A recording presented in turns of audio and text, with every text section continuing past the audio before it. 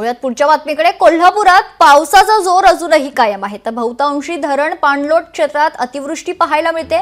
पंचगंगेची पाणी पातळी 21 फुटांवर पोहोचली आहे। गेल्या 24 तासात पंचगंगा नदीच्या पाणी पातळीत 3 फुटांची वाढ झाली आहे। राजाराम बंधाऱ्यासह 14 बंधारे अद्यापही पाण्याखाली आहेत।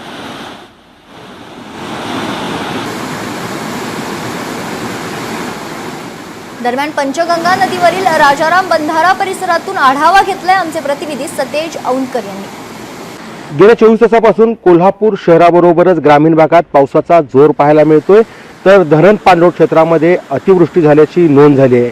परिणामी कोल्हापुरातील सर्वच नद्या या आता दुथडी भरून वाहताना पाहायला मिळत आहेत। सध्या आपण आहोत राजाराम बंधारा या ठिकाणी ती दृश्य पाहतोय।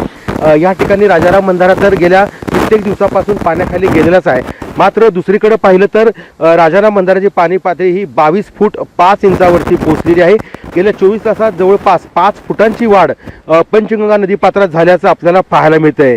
खरं तर धरण पाणलोट क्षेत्रामध्ये मोठ्या प्रमाणावरती अतिवृष्टी सदृश पाऊस झाल्यामुळं राधानगरी धरणात जवळपास पाहिलं तर गेल्या 24 तासामध्ये 121 मिलीमीटर पावसाची नोंद झाली आहे, तर कासारी धरण पाणलोट क्षेत्रामध्ये 113 मिलीमीटर पावसाची नोंद झालेली आहे।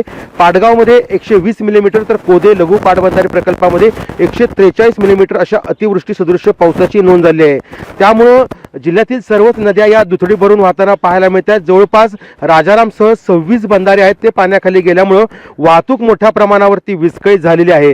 दुसरीकडे राधानगरी धरण आहे ते 85% भरलेलं आहे आणि राधानगरी धरणाचे साधारणतः 3100 क्युसेक पाण्याचा विसर्ग जो आहे तो भोगावती नदीपात्रात सुरू आहे। त्यामुळे एकूणच जर पाहिलं तर मोठ्या प्रमाणावरती पाण्याची आवक जी आहे ती नदीमध्ये होते आहे, शिवाय धरण पाणलोट क्षेत्रामध्ये देखील होते आहे। त्यामुळं गतवर्षीच्या तुलनेत अधिकचा पाणीसाठा असल्याने राधानगरी धरणातून विसर्ग जो आहे तो सुरू करण्यात आलेला आहे। आता काहीशी कोल्हापूर शहरात पावसाची जरी उघडीप असली तरी मात्र सकाळपासून पावसाचा जोर कायम असल्यामुळं सर्वच नद्यांच्या पाणी पातळीमध्ये कमालीची वाढ झाल्याचं पाहायला मिळत आहे। सतेज औंधकर, लोकशाही मराठी, कोल्हापूर। लोकशाही मराठी ऐका, पहा, जागरूक रहा।